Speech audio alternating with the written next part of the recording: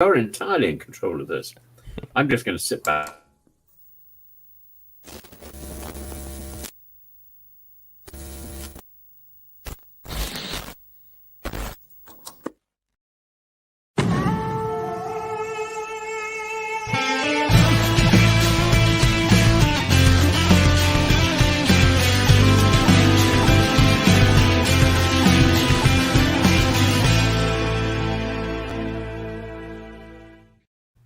Hey everybody, welcome back to Reality NSFW Rewind with Professor Tim. We're rewatching Season 4 of Survivor Marquesas, and Professor Tim is joined tonight by his lovely cat, Bay, Yes. who has been very persistently making sure to be available for us. Yeah, he's concerned about my glasses at the moment. Yeah. he thinks I've got the wrong glasses on. But this is often the case. It's this time of night when he expects me to take my glasses off. So who knows? If I don't take them off in time, he tries to take them off me anyway. So yeah, he's probably ready for bed. It's like 11 o'clock at night where you are. So. Well, no, he just thinks I should go to bed. He will then prowl around the house, sort of making sure everything is okay and watertight. He doesn't go to bed at the same time anymore. No, he's on guard duty at night. He's on guard duty, yeah, and he looks after his older sister, which I suppose we should all do. Yeah, that's a very noble thing to do. I think it's noble. Yes, he's a noble animal. He's a noble animal. There we are. So as you can see, Lauren is not able to join us tonight, so Bay will be taking her spot. I don't expect Bay to jump in and ask questions, make a lot of questions. Bay will. I promise you, Bay will make his presence firmly He's quite determined. He's thinking, is this Lauren? Is this Lauren? Yeah. Right. All right. So before we get started on episode 7, I wanted to try to do somewhere all together, but our schedules have been so crazy trying to get all three of us together at the same time to do this show. So we're gonna do it tonight. About 2 weeks ago, I sent Professor Tim a package in the mail, and it got delivered far faster than I expected. Yes, I was really surprised to get my package so fast, and I'm looking forward to seeing what's inside it. But just before we do that, Sam has said, Tim, what is your boot order? What does that mean? So he wants to know what order you think people are going to get voted out of. I see. He's asking me for far too much. Far too much. I was looking all day for the thing on the reality NSFW channel for the planned stream, so I can set it. We need to sort that out. We're working on it, Sam. We're trying to get a consistent day going. Yeah. With it being summer, it's been so hard to coordinate our schedules to all be. It really is very bad. Yeah.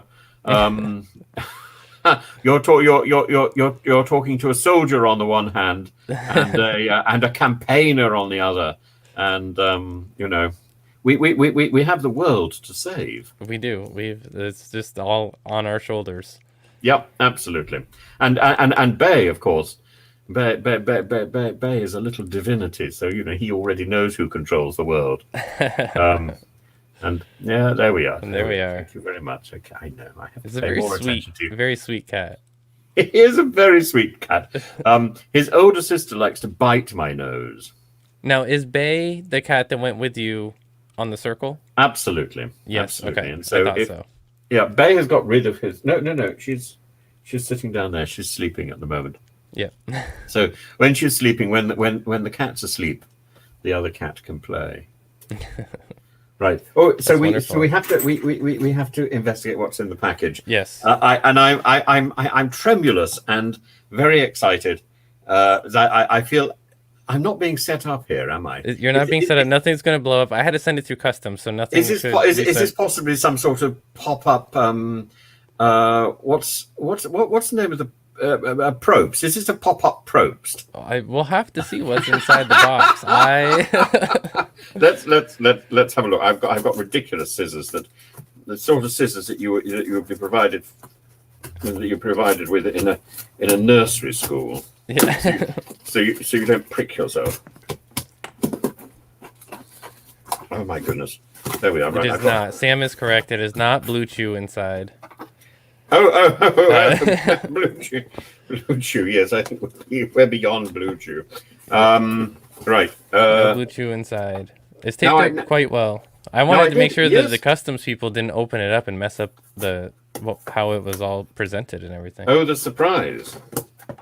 Yeah, I one of my first jobs in life was being a nanny, and the mother in the family was a psychologist, an experimental psychologist, and I remember she once produced an experiment on her children, where she had cakes and she decorated them with different colored icing to see which color children wouldn't eat, and they didn't like eating things which are blue. Yeah, that's good to know. It's good to know. It was a serious experiment. Well, if because if I have kids that live at my house, so if I bake anything that I don't want them to eat, then I'll just make sure it's blue. Well, I was thinking, if you've got kids in your house, there's an opportunity for serious experimental psychology. Now let's have a look. I got something purple and clearly quite wet. Oh my god! Oh, what is this? Oh, did it get wet? Quite weighty. Okay. Oh, this is a bit disturbing. And there's you've got to see this, haven't you? You've got to come. You're right. So it's this thing here, and it's in a sort of purple envelope. What is this? Oh my goodness! Yeah, this is this. Look, this is exactly the sort of thing I want. This is my Saint Jeff candle. So it's quite a girthy candle, isn't it? It is. So if you're listening to us, if you're not watching us on YouTube, you're listening to us. Professor Tim just opened the gift that was from Lauren and I. It is a Saint Jeff prayer candle. I think it's unscented. Yes. Well, I don't understand. I suppose so. This is we can extinguish Jeff. There you go. You could do that at relevant times. My goodness, and it's come with so much packaging. It is alarmingly. We just know how much you love Jeff Probst, and how much you would love to have a shirtless Jeff Probst. Well, I will imagine I've got an element of him already with me now, but it's I hasten to add I've been doing lots of political YouTubing recently, and one of our politicians who went to Oxford, bizarrely, has got the nickname of Donkey, which has nothing to his. Well, if he had this nickname in in Greece or in Turkey, it would have an indication that he was stubborn or stupid. But the nickname in England would suggest that. Well, the thought of donkeys goes through my head even as I'm holding St. Jeff in my hands, and I feel he and Michael Gove would have a lot to talk about. Yes, if anybody would like their very own St. Jeff candle, they are available on Etsy. I don't sell them, but I saw that, and the first person that came to mind was Professor Tim. Absolutely, because this is the man you can pray to when everything has gone dreadfully wrong, because I'm sure he is completely in charge of our lives and our hopes and our futures. And you know, it's a bit disturbing lighting this and then blowing it out, or blowing. Gosh, I'm going to be blowing Jeff Probst. No. Right. All right. So let's talk about episode 7. It's very difficult to move from Jeff Probst's candle to episode 7. Right. Well, it's quite a transition, 7, isn't it? It is quite a transition. It's a very dramatic episode. Jeff Probst does appear again and again. Now, I had this all prepared about 2 weeks ago. And now I'm suddenly faced with my notes, and I think I can't read half of this rubbish. You know, What's that? What? It's something that happens as you approach 60. Your handwriting becomes completely illegible. A lot more like a doctor. Yeah, or like a spider. Anyway, let me see if So one thing that stood out to me was how they started this episode. I don't know if you recall this or not, but the Mera Amu tribe finds human remains close to their That's camps. right, the skull. But what's extraordinary about that, I thought, was that they started it, and then it didn't go anywhere. Yeah, they didn't finish the story. Kathy gave us a little background on what a pai pai is. Oh, yes. I wrote that down. I'm so pleased you actually said that, because I was going to quote PP, Yeah.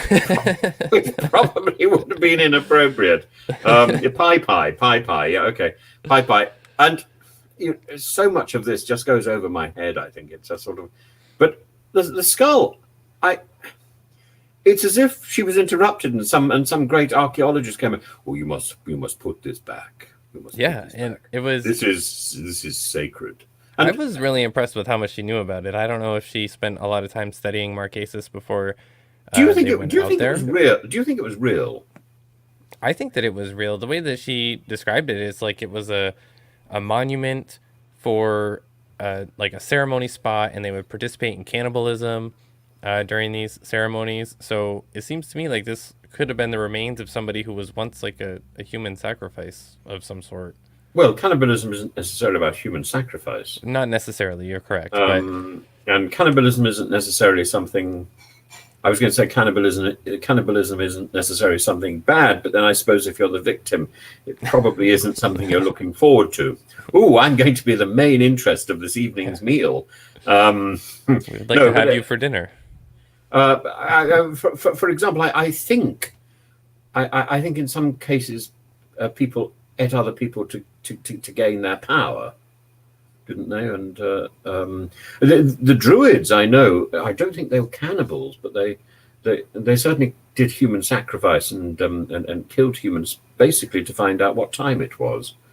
And if they fell one way, it was probably 2:00, and if they fell the other way, it was 4:00. It's a great way to tell the time. I guess. Or what the weather was likely to be tomorrow. Oh, it's going to rain. You're not going to see that. Yeah.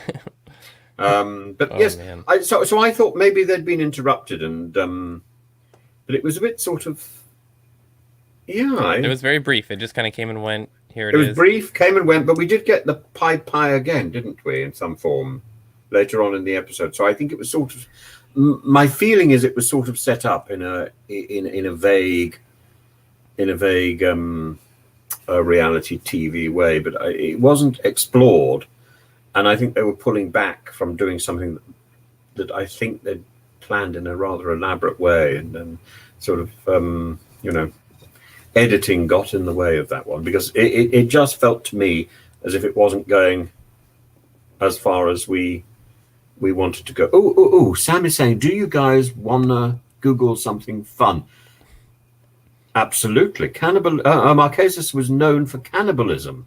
Oh, Sam, tell us more. Come on, you've set us going now. Did you know this is the only merged tribe to have to what in the buff? To have a pink buff. Right, okay. Yeah. I do feel that buff is sort of on the edge of being quite rude as a concept. Yeah, okay. All right, so I've never heard of the word buff before, by the way. It's a very unique brand name, isn't it? Is it a Survivor word? It's not specific to Survivor. Buff actually has a lot of products that are available publicly for sale. It's a brand name. It's a brand name. Yeah. I see. Yeah. Muff is a thing that women put their hands into, isn't it? That's a sort of thing made out of fur, which Victorians wear. Yeah, possibly. It's also got. I know it's got other meanings. Okay, I was like, I don't know. Maybe here it means something different. I'm not entirely sure. But anyway, I shouldn't even go down. We won't go down that rabbit hole. Right, buff. We're not going to be able to remove Yeah, that was a foolish thing for me to say. Sorry. So, Sorry. So Sam is saying, search where you are located, then search how you would get to Marquesas. How would you get to? By TARDIS, I presume. yeah, I don't know. Come inside the TARDIS. Oh, it's bigger on the inside than it is on the outside. Which I suppose Jeff Probst would have said. It's a grower, right. not a shower.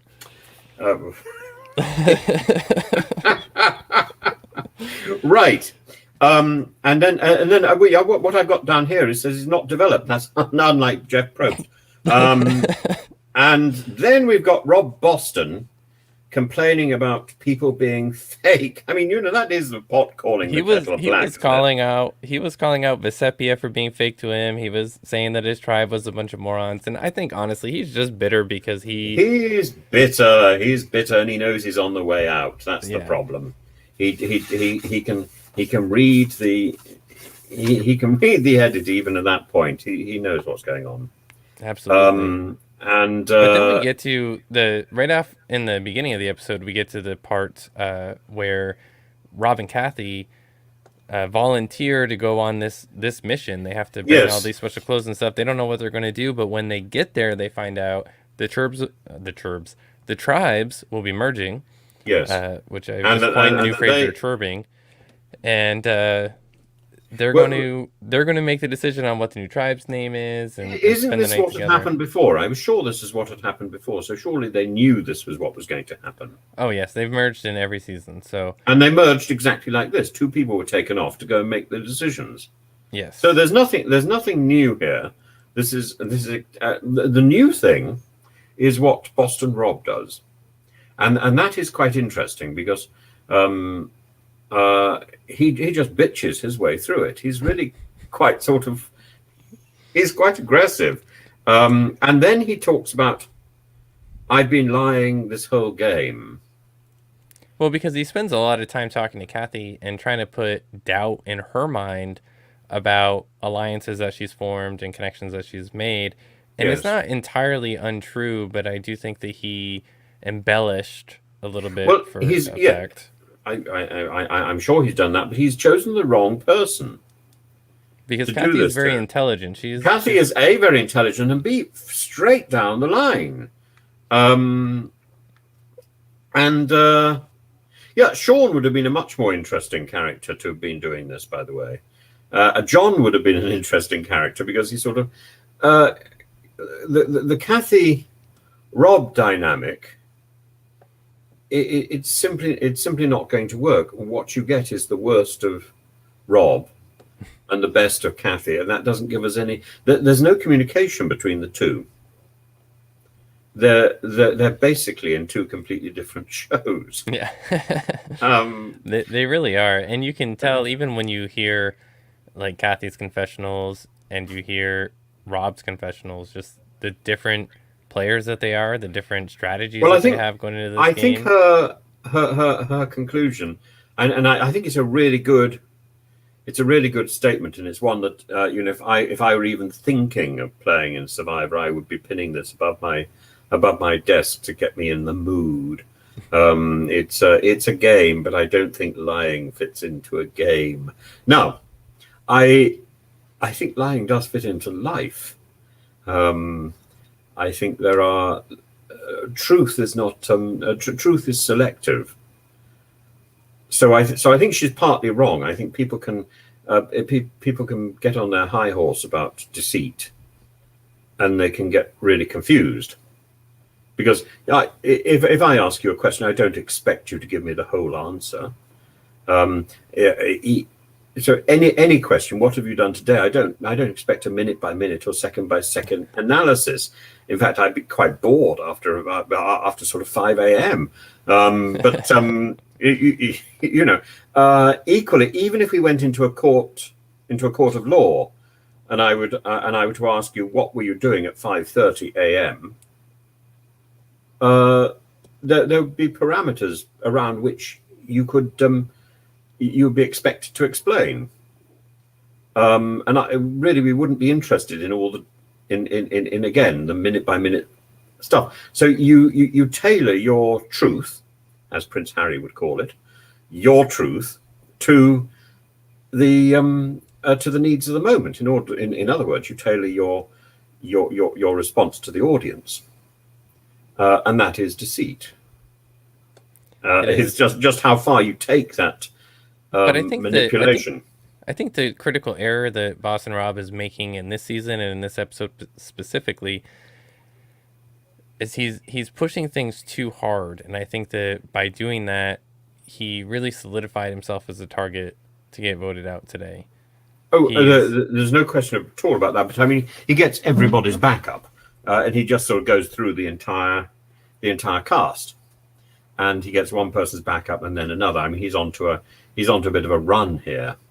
But at the same time, Kathy is dooming herself by taking this high and mighty approach. So I would expect Kathy to go out next, or fairly soon, because she set herself up as sort of the white goddess, really.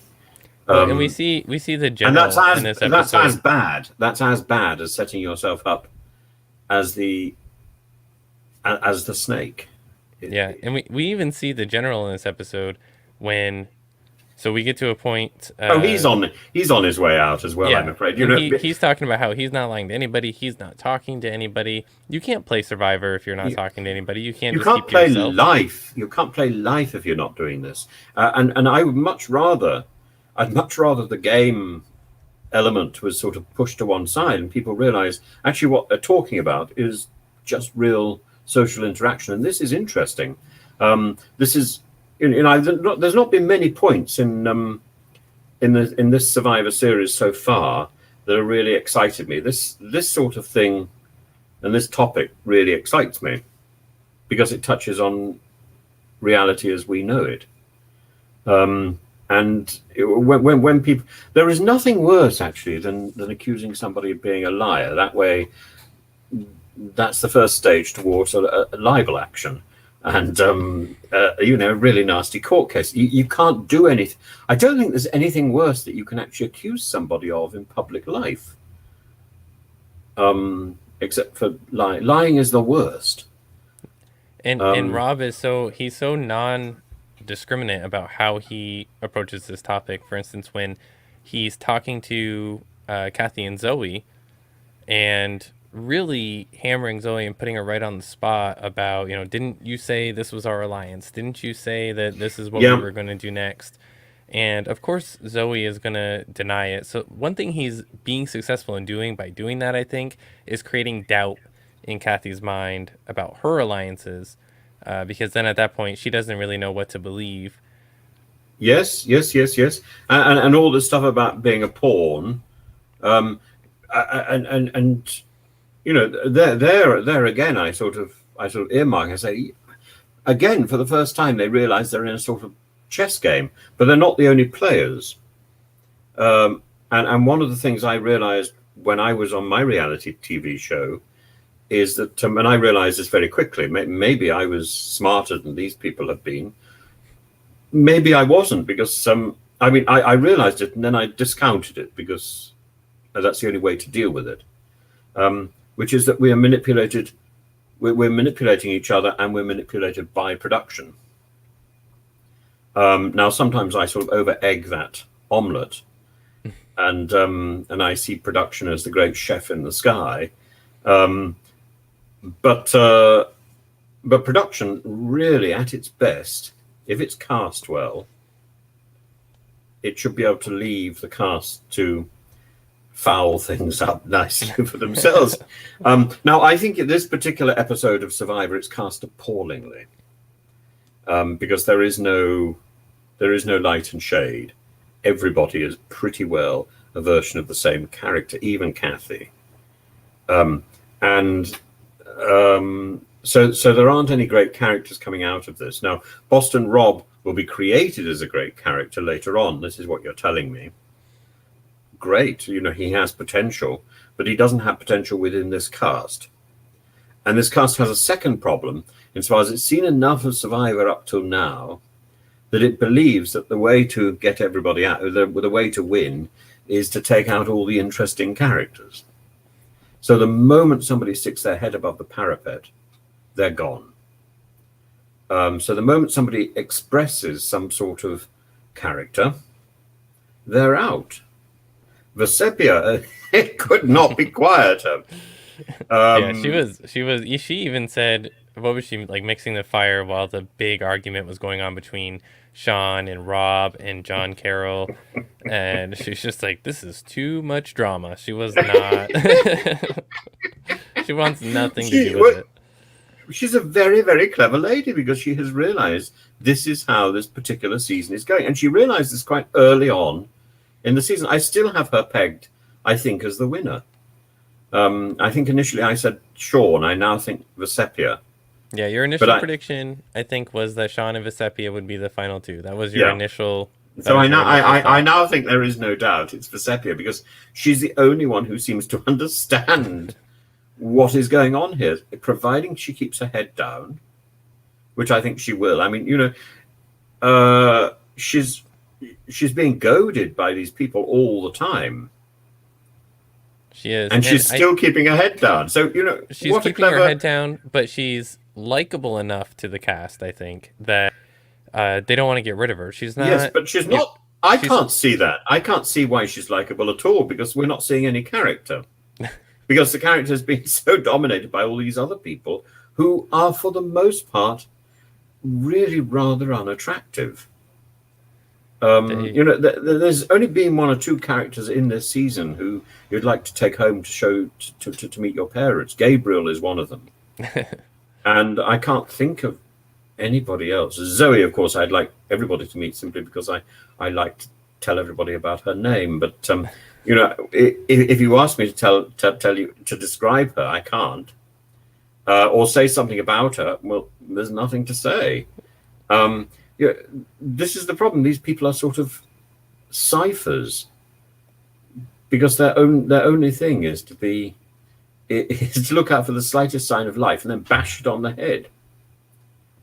So none of them get a chance to develop so far. No, Rob is the only one who has actually developed a character, and that's repulsive. Yeah, it's not a good character. And Kathy could have developed such an interesting character, and even she has not gone as far as she could have done. I feel like her edit in this season has been so crazy, because she started the season with a character development. She was she was a strong leader. She was leading the tribe to camp. She was kind of helping to take control, and then she got knocked down a peg because she was rubbing people the wrong way. She had to kind of lay low a little bit, and now she's still at the point where she's kind of laying low and stuck in this monkey in the middle situation where she has an alliance over here, and then she's got people over here creating doubts about that alliance. She doesn't know who to believe. Well, so she's stuck. Again, if you edit this after the event, which of course this is how it's edited, if Kathy was the winner, you could possibly structure quite a nice story for her. She's not the winner, so she has no story. She's a bit player, and therefore all that sort of character development is irrelevant to Jeff Probst. So why would he use it? He doesn't use it. He's not interested. Kathy is a walk-on part, I'm afraid. I'm really sorry. It's hard because, so when I first started watching Survivor, I was very clueless to television production and editing and any of that. And I never picked up on editing cues in a television show. Am I wrong? I'm not wrong, You're not wrong at all. No. It becomes very obvious once you know what to look for. Well, because the difference that I've got is I've been on one of these things. Mm-hmm. So it's not even that I notice it. I sort of feel it. It's like I feel like I'm some sort of rose climbing up a wall. I don't even know how I'm doing it. I just know, and it's just extraordinary. I can sort of see it almost minute by minute as I'm watching the program. And I could almost edit it along. I know there are other characters in my mind as I watch this show, who of course we never see, these are the editors and the runners and the various people who are interfacing from the crew with the characters. I know the conversations they're having. These limited conversations where they're trying not to interfere, and of course they're absolutely controlling the narrative, and they're planting the conversations that they think have taken place or they know have taken place, so they can take place again with a camera, and they're never as good second time round, because these are not professional actors. If you want to, this is the point about reality TV. You need to have cameras everywhere. So if you cast well, you know you've got a group of people who are going to rub each other up the wrong way, not in a Jeff Probst way, and there's going to be interesting an interesting event occurring. So every program, and then you just have to edit it. But if you've not got cameras everywhere, you have to reproduce those interesting events, and that's impossible. That's when you get to the point where you've got to write your soap opera and get professional actors to learn the lines, and learn them so well so that when they deliver them, it sounds as natural as it would if you just happen to catch two people chatting about a Jeff Probst icon that they've just found buried in the sand, and misses. Well, and I do so. Is that yours? Thinking about Boston Rob. Also, I think the other thing that I wrote down about him for this episode is his poor attempt at, I mean, semi-successful, but still poor attempt at creating doubt among the other alliance to try to take the target off his back. But you can also tell that he's trying really hard to try to friend up the Mara'amu tribe, because as him and Kathy leave their little hut, I don't remember what it was called. There was a name for it. Where they discussed the merge. No, the Pai was the grave ceremonial site. I think this one was called something else, and I didn't. There was another Pai in this episode, but I didn't note it down because I thought we were. So I made my notes thinking we were going to record that evening, and we didn't. So yes. Things went a little bit awry. Sorry, Sam. Sam, I'm so sorry. We got another Sam comment. You think the general would be more social because he's a limo driver? Yeah, I suppose so. I don't know. I don't know. Isn't a limo driver supposed to sort of drive and not interfere? He has a sort of screen that can go up between him and the people. They tend to not interact too much, I think. Yeah, he's a limo driver, not a London taxi. Did you know that this season was casted by the Big Brother US casting director? So, Tim, that could be why you have different feelings towards this cast. That makes perfect sense. But you see, the difference between this and Big Brother is in Big Brother, you have cameras positioned in every possible crevice. And they do capture every moment there and then when it happens. In Survivor, you don't. In Survivor, you've got people with cameras moving around the place stealthily, trying to capture what's going on as and when it happens. And so therefore you have to try and reinvent moments. And so you're missing the drama. There is no drama in this series so far, really, because what drama we've had has had to be reproduced, and not very well. It's clunky. It's clunky, and it lacks that sort of drive, which oddly, because the other series so far have been filled with big characters who were not really interested in the prize. Frankly, they were interested in sort of befriending other people or irritating other people. And these people are not. These people are not really interested in each other. They don't care who they step on in order to get that prize.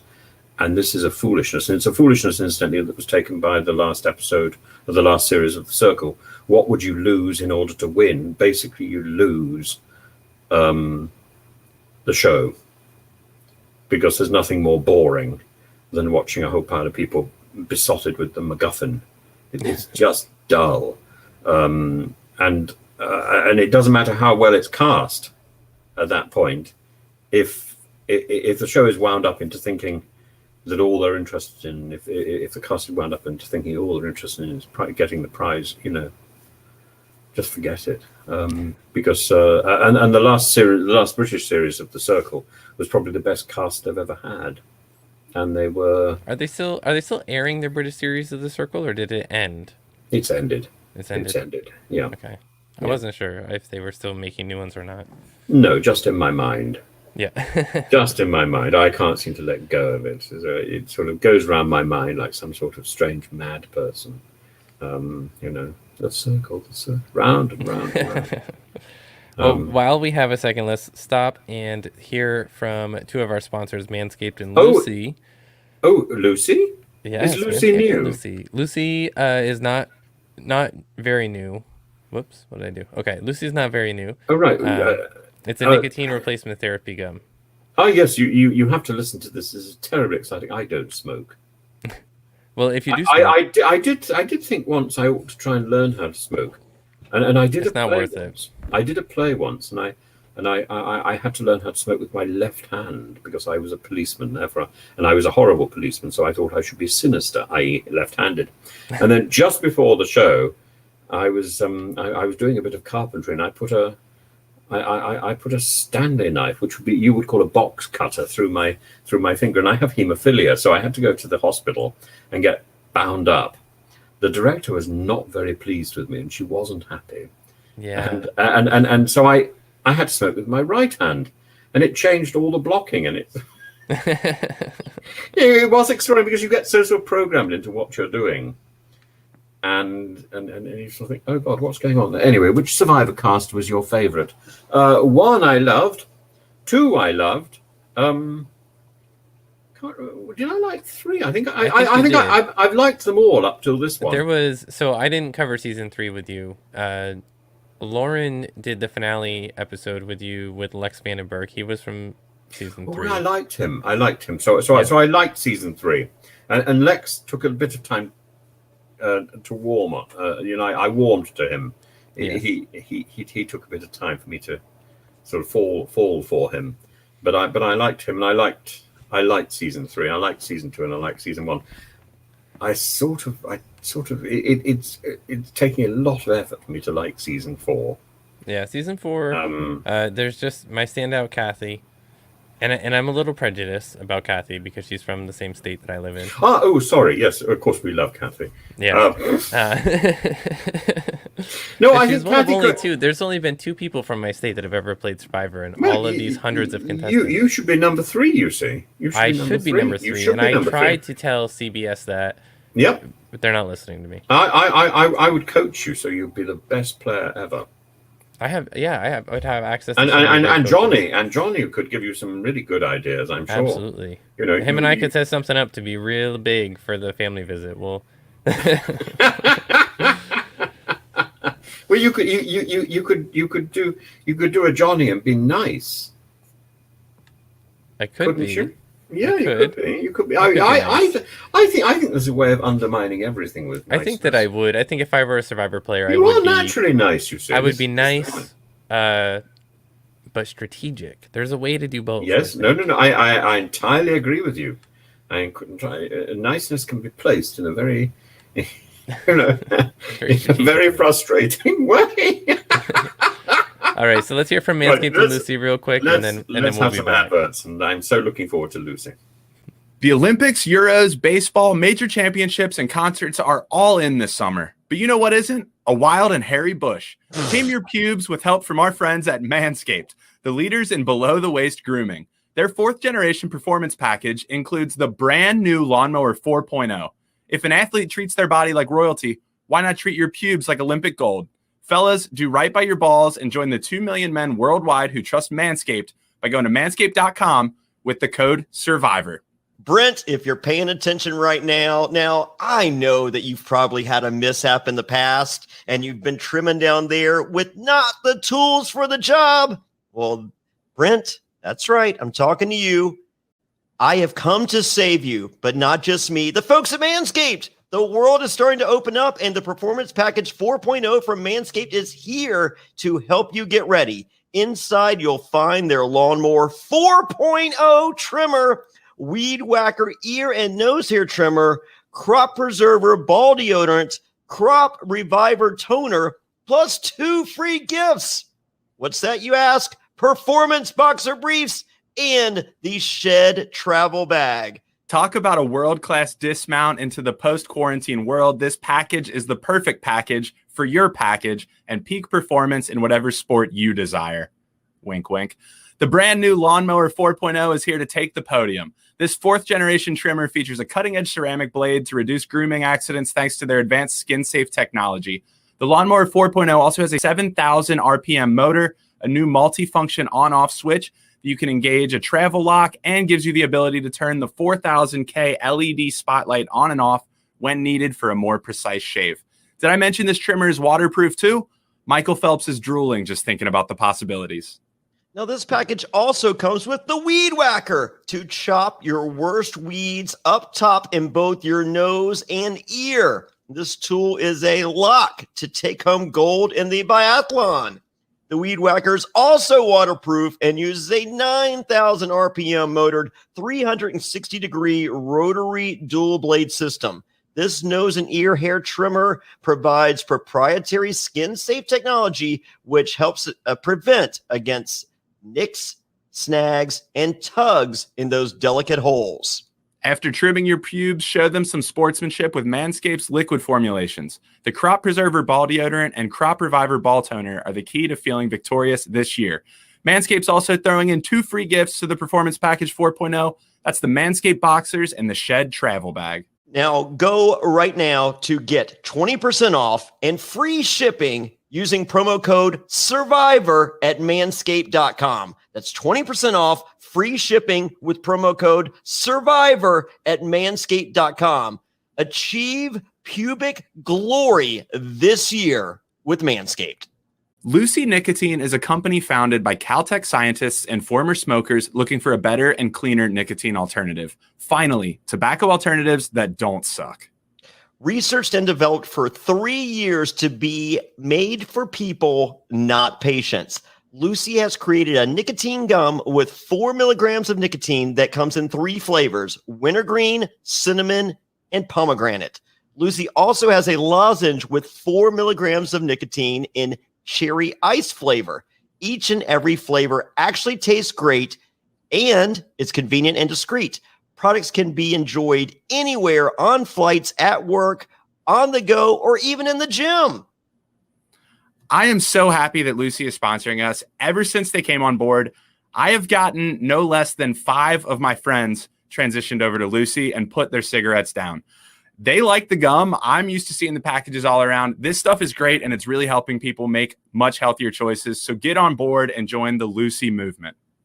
Hey, it's 2021. Get rid of your cigarettes, unplug your vape, throw out your dip, and get some Lucy nicotine gum or lozenges. This is the real deal. A subscription to Lucy comes directly to your door each month. It's so simple that you don't even have to leave your house because Lucy has delivery down.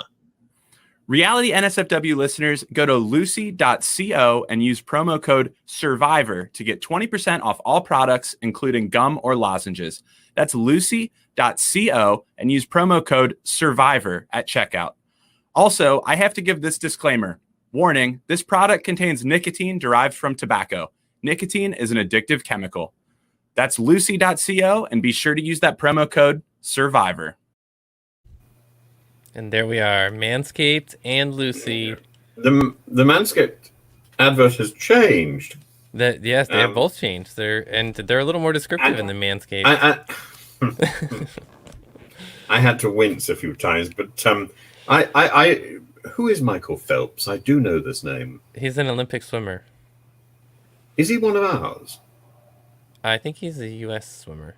He's a U.S. Oh, there we are. I'll be quite frank with you. I don't know much about Olympians or the Olympics. I don't follow them. We have a fellow called Tom Daly,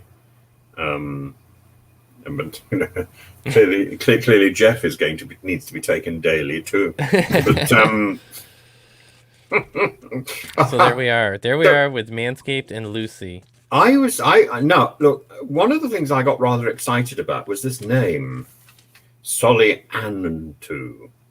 Yes. Soliantu. So Soliantu. the illusion is that this is a Marquesa name.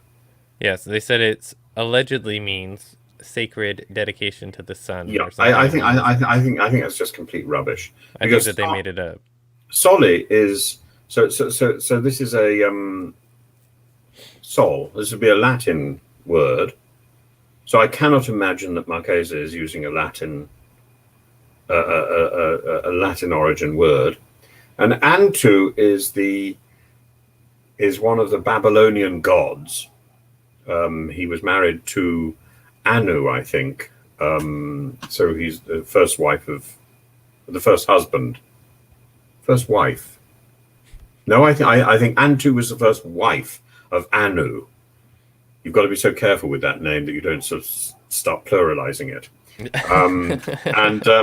So it's Babylonian or Arcadian, or Akkadian, not Arcadian. Arcadia would be in the middle of Greece, and Akkadia is somewhere near Babylonian. So I think this is complete rubbish. I think this has been made up by a producer, and then imposed on Boston Rob and Kathy, and they have to make the best of this imposition. But there's nothing that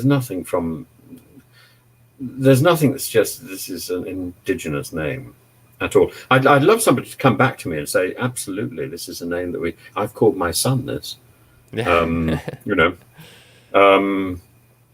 course, one wouldn't like to sort of follow the Arcadian thing and call your son Anu, particularly if there's two of them. I think, I'd have to pass on that one. That's a lot of passing. At least he'd be regular. I have a prediction about the immunity challenge, and my prediction is that you're going to tell me that this was dull as ditch water. What was it? Was it in this is where they're standing on a platform in the water. Oh God, that was dull as ditch water. I knew it. Could you predict me saying this? I could. That's my favorite. That phrase is my favorite phrase, and since the first time I've heard you use it, I use it religiously. It just. Do you not use this expression in America normally? I had not heard it until I heard you say it. Oh right, I'll have to find a few more for you. But dull as it. My God, it was a yawn. I mean, I felt I was standing there with them. And and Kathy looked as if it was a birthing procedure. I mean, it was the whole thing. But she made it to the end, and she made it to the end, and I was so proud of her. She was determined to do it. She said, I'm being played as a pawn, and I need to make it to immunity if I'm going to survive. And she's quite right, but she's not going to get through much more unless she keeps winning those immunity challenges. It's so funny that she was stuck on a losing try for so long, because I don't feel like she was the weak link. She's a strong link. This is why she's on the way out. This is the point. This is the point of this game, and this is the point of this particular series, and it has to change because this is not the way to make good television. You don't want to get rid of your best characters before the end, because Sean is becoming slightly dull. Vecepia, we know, won't say anything because she thinks that because she's read correctly. She's read the edit, and I don't know who that leaves. Maybe Zoe and some of these nameless people whose names I cannot remember. Well, I'll tell you that I remember the first time I watched this challenge, I really was like, oh, Zoe has to win this challenge. Zoe is she does commercial fishing. Like she fishes. Does she? She's on a boat all the time. If I remember correctly, So why? she's always a commercial But fisherman. isn't she one of the first to be sort of Well, tossed because off? what happens, and the same thing that happens to Boston Rob, is she started kind of joking around and playing because she was comfortable. That's it. Because and she accidentally touched the platform. Yeah, stupid. That's it. Because it looked as if she was touching a piece of cloth or something. Yeah, and the same thing happened to Rob. Rob started getting cocky, and he absolutely just got booted right out of it. So, because but he did thought have this was easy, right? And he was trying to splash somebody or something, and then lo and behold, the wave comes along, and he grabs this platform, and he's out. Hoist with his own petard, to quote Hamlet.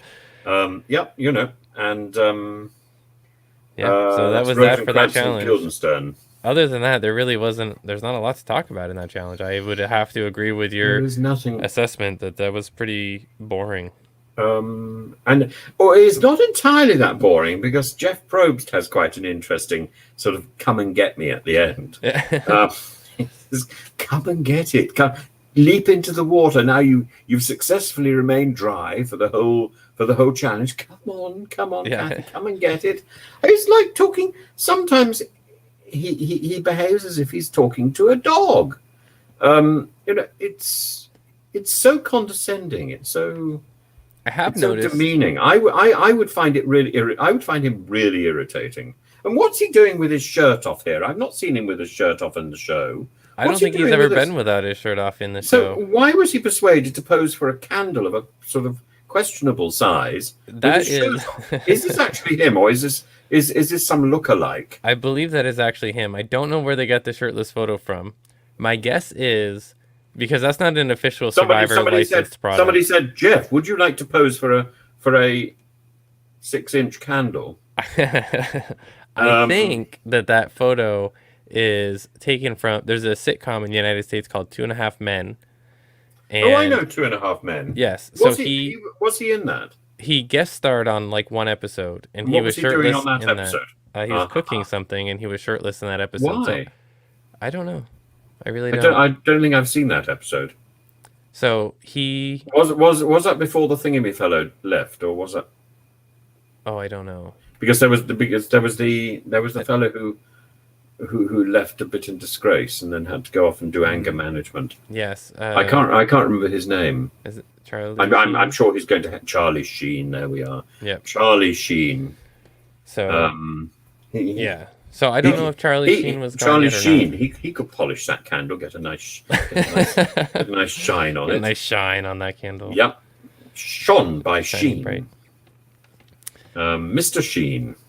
So I think that it may be edited out from a photo of him on that show because I remember seeing him shirtless. So it's possible that the candle and all the sort of stuff comes from 2.5 Men. It's quite possible. There we are. So there we are. There's that. Right. So otherwise, I mean that's really a lot of this episode. No, not entirely, because we've also got some interesting observations about Boston Rob. So Boston Rob, because Boston Rob lies, he assumes everybody lies, and I thought that was an interesting bit. Well, I think that's what happens when people lie a lot is that they can't trust themselves, so why are they going to trust anybody else? Yeah, and I've also got a thing here. This gets to the heart of the game. Sean votes against John. And he makes quite a speech. Because he's first and foremost the mate of Rob, Boston. So despite all his stuff about underdogs, right, being gay and black.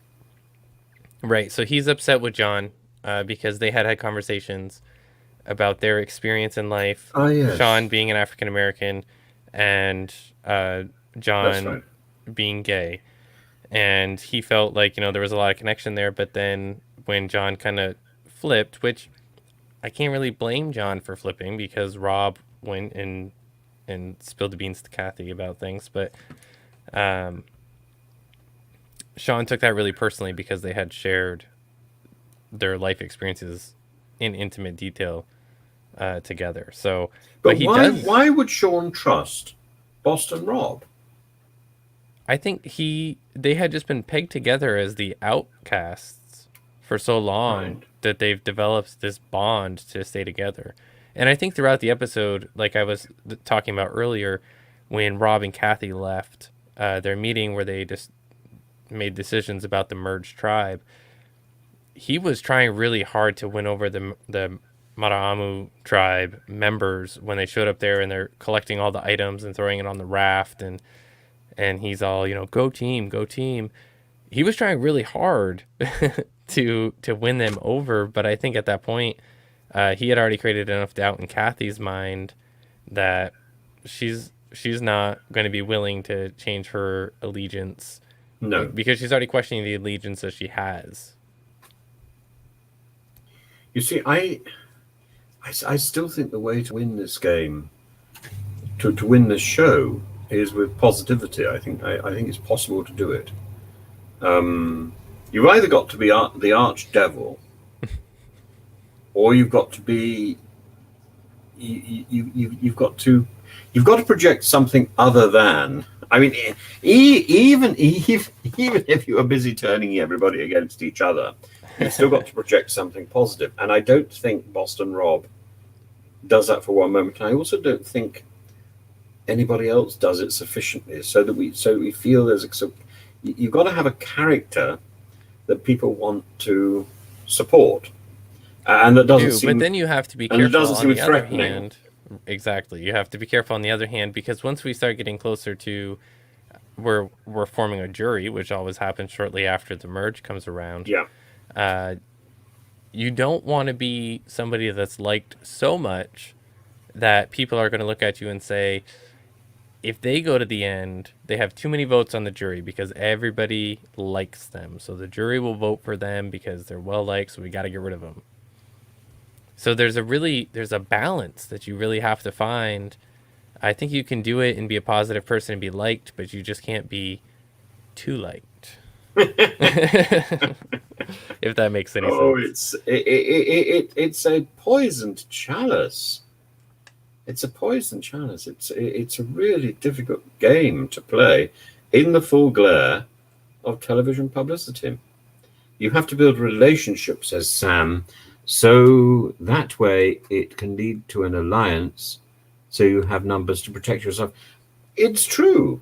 But I also think if you're going to play this game, you have to have one eye on your television personality and how that's coming across. And I don't think the people in today's show, in this series, are aware of the way they're coming across, because they're sort of, it's not, the life is out there, the life is among themselves, and we should be the first people to see that life. We should not be getting it secondhand. And that's the problem. And that's one of the things which was so different with the first series. The first series, despite the fact that the camera didn't always record the relevant conversations, we felt that we were seeing things before some of the cast members. So we felt we were there before they were. Mm-hmm. And that was really quite exciting. And that's where you want to be. You, the viewer, you want to be slightly ahead of the people playing the game. Whereas in my case, I'm so far ahead because I'm reading the edit. We don't want to be in my position. We want to be in the position where we're sort of taken along with the game. I'm only in my position because I'm a bit sort of lost, and I'm thinking I've sort of given up on the game, really.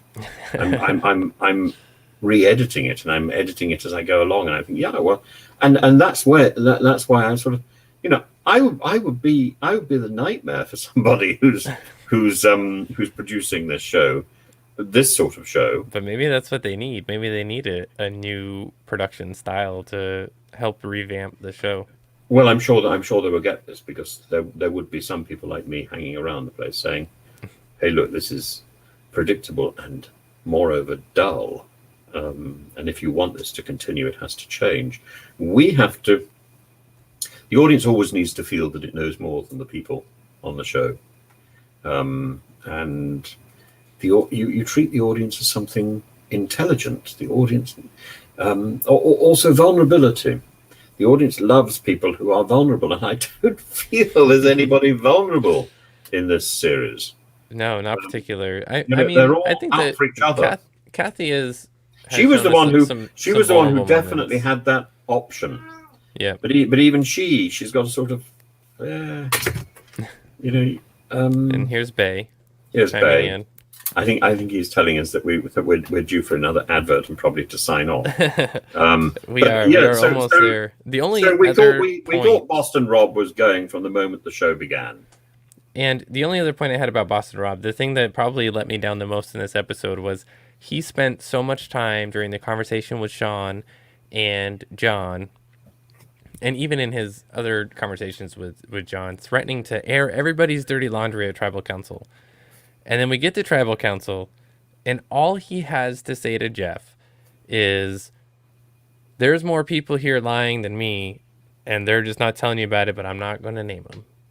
And that's it. Yeah, well, he may well have said a lot more. People like Boston Rob are rarely that brief. Yeah, he may have said a lot more that we didn't get to see because of the edit, but yeah, because they built it up so much in the episode, I would think they would want to show us that in the show. Well, yes. I guess it depends on if it was suitable for television at that point. But I think you might have been a bit irritated with it at that stage. All right, poor Boston Rob. But Rob. you assure me that he becomes a nicer person. We like that. He does become a nicer person. I'm looking forward to the nicer Boston Rob, because Boston, I have a lot of fondness for Boston. It's got some nice universities in it. Yes. And I used to live. I spent most of my childhood living in a little town which was 10 miles away from the original Boston. No kidding. So there's a real British Boston, which is on the coast, on the east coast of England, mm-hmm. and next to it, the next town inland is the town where I spent my childhood, in a place called Spalding, which I think you think is a place where you get tennis balls. Or well, there is a Spalding in Vermont as well. Yeah, you did Spalding. We pronounce it differently. Yeah, it's spelled the same way. Yeah, exactly. I sort of swallow it, not something I'm going to tell Jeff Probst. And we do have one last interesting tidbit here from TV Mania 2. He says one interesting thing Jeff read one, or he or she, I apologize. They said one interesting thing, Jeff read one more vote than he had to at Tribal Council. Oh, did he? So most of the time he'll read votes, and when he gets to a majority, he'll stop reading. And in this case, he didn't. He just continued. Yeah. All right, I didn't pick that up at all. Do you know what Ponderosa? Yes, I do. I've been told. It's the hotel. Yes. And is this hotel? Is this the place where the hotel is? Yeah, Bay wants me to take off my glasses. I'm sorry. Yeah, I'm going to do it in a minute. Okay. But he knows that when the glasses come off, he also has his medicine. It sounds a bit like Peter Pan, doesn't it? It's not nice. And he gets upset. Anyway. Yeah. All right, guys. Well, that's going to wrap up our episode for today, I think. And we'll try and be a little bit more. We're going to try to be more consistent. Hopefully, our schedules calm down a little bit so we can get back on track. If we do get back on track, we'll probably be back on Tuesdays like we were, because for the most part, that tends to work for everybody, with the exception of the past couple of weeks. And now I'm saying Z as opposed to Z, and so in So to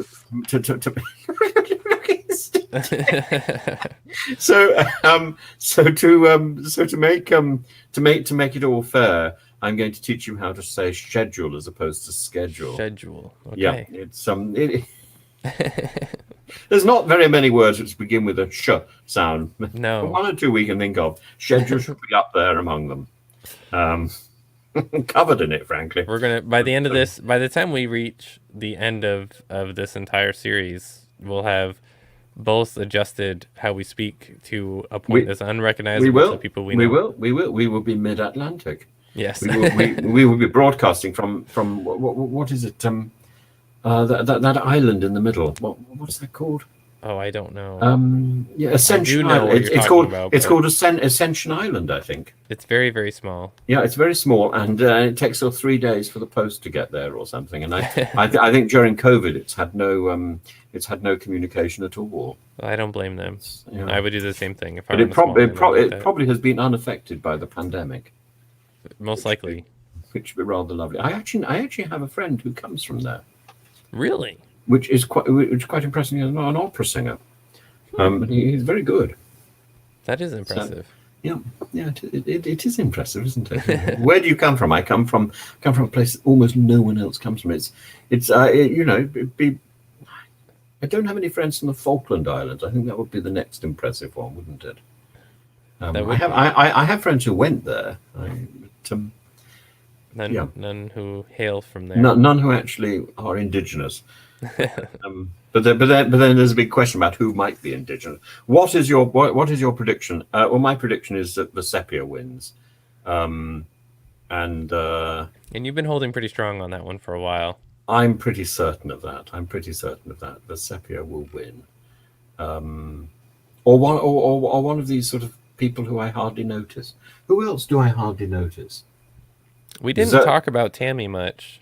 Who is Tammy? Tammy's the crime reporter. Oh, well, Tammy probably will get quite close to the end as well. Then, so anybody I haven't noticed, I think they're in with a really good chance of winning at this stage. Who else is there? There's Tammy. There's Vesepia. Tammy, Vesepia, Zoe. John is on his way out. Zoe will go now. Because she's created a bit of a character by falling off a log. We've still got Kathy and Sean in there. Kathy and Sean, they're on their way out. We have the general. And Sean, I have to tell you, Sean might survive because of the Sepia.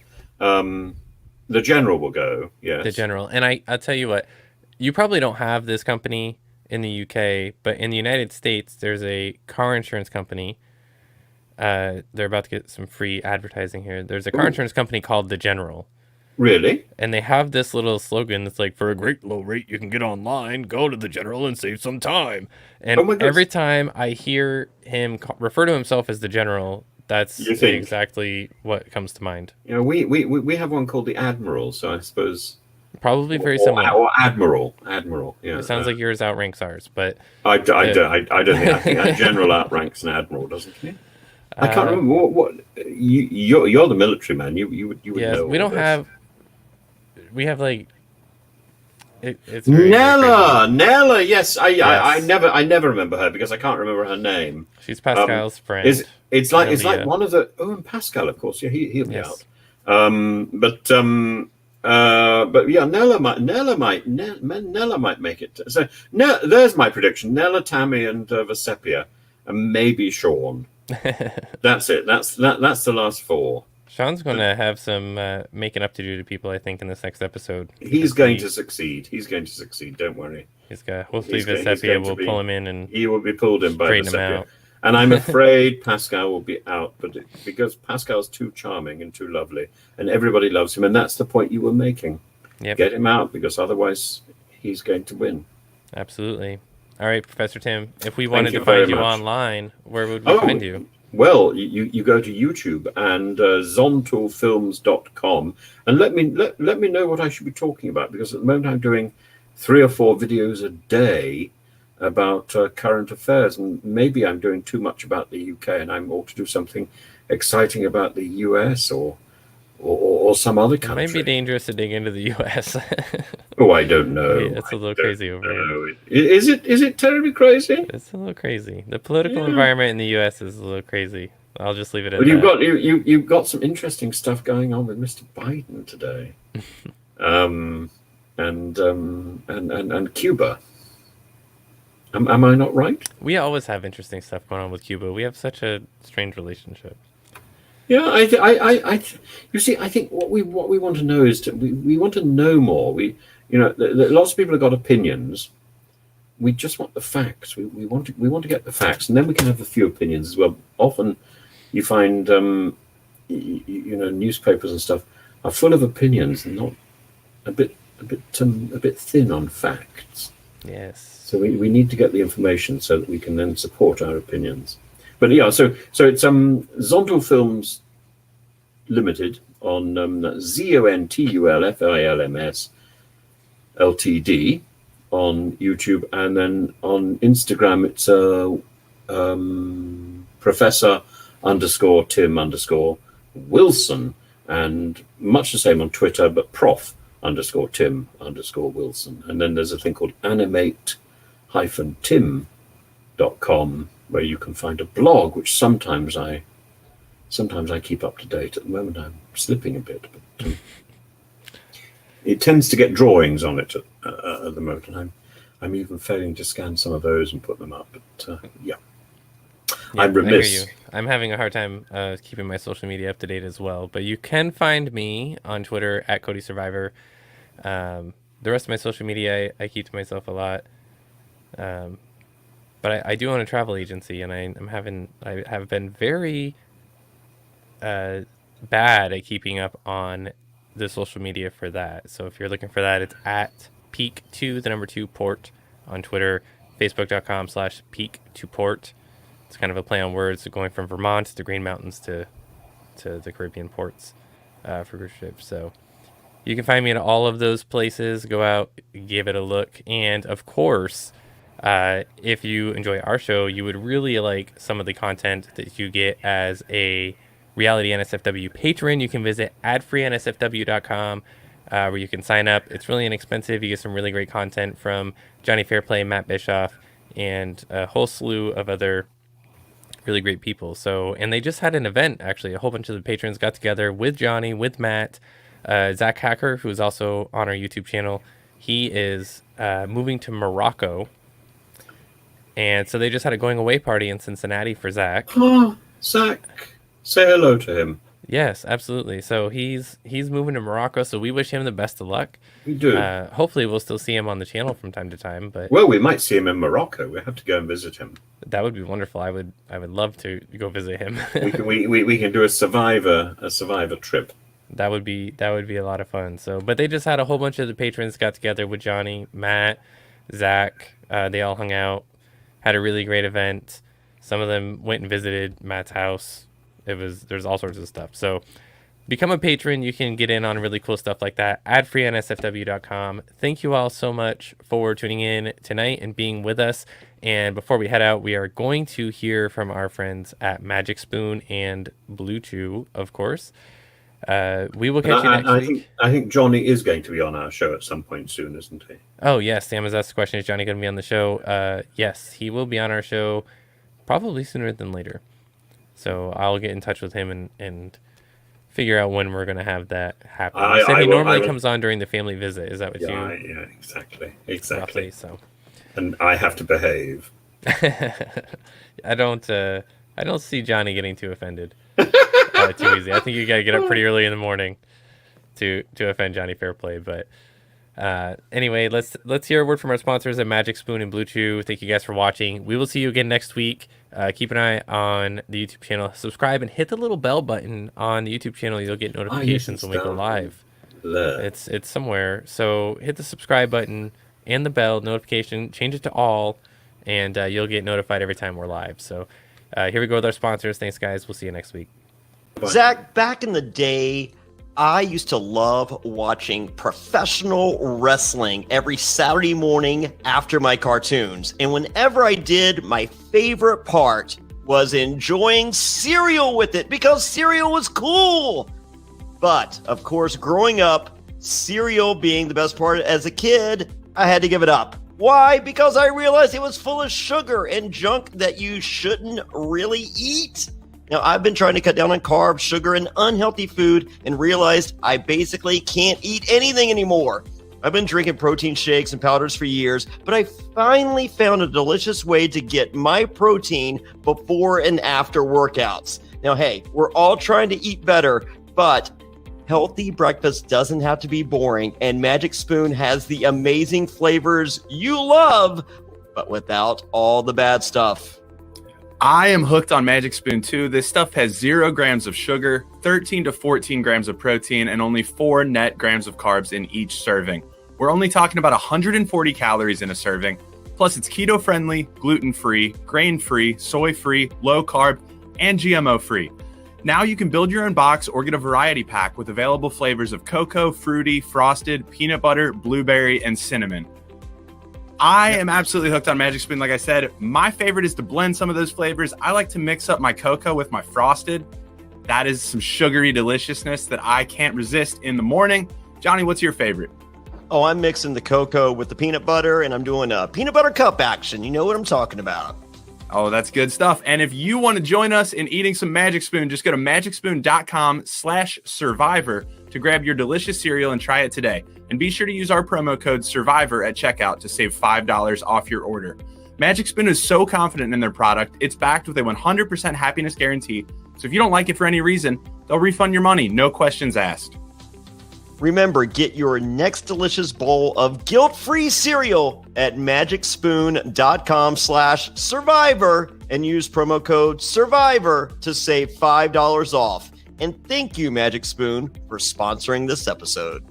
This episode of Reality NSFW is sponsored by BlueChew. Say it with us, BlueChew. BlueChew is making waves and bringing more confidence to the bedroom by offering chewable tablets that can help men get stronger and longer lasting erections. That's right, we're giving away super hard dicks. BlueChew is a unique online service that delivers the same active ingredients as Viagra and Cialis, but in chewable form and at a fraction of the cost. BlueChew's tablets help men achieve harder, stronger erections to combat all forms of ED. BlueChew is an online prescription service, so no visits to the doctor offices, no awkward conversations, and no waiting in line at the pharmacy. And it ships right to your door in a discreet package. The process is simple. Sign up at BlueChew.com, consult with one of their licensed medical providers, and once you're approved, you'll receive your prescription within days. And the best part, it's all done online. BlueChew's licensed medical providers work with you to find the right ingredient and strength for your prescription. Don't like swallowing pills? No problem here. BlueChew's sildenafil and tadalafil tablets are chewable. BlueChew's tablets are made in the USA and they prepare and ship direct, so it's cheaper than a pharmacy. Hey, if you're looking to give that immunity idol to someone, or you don't want to be voted out of a crater, don't worry, BlueChew's got you covered. So if you could benefit from extra confidence when it's time to perform, visit BlueChew.com for more details and important safety information. And we've got a special deal for our listeners. Try BlueChew free when you use promo code SURVIVOR at checkout. Just pay $5 shipping. That's BlueChew, BlueChew.com, promo code SURVIVOR to receive your first month free. And we thank BlueChew for sponsoring the podcast.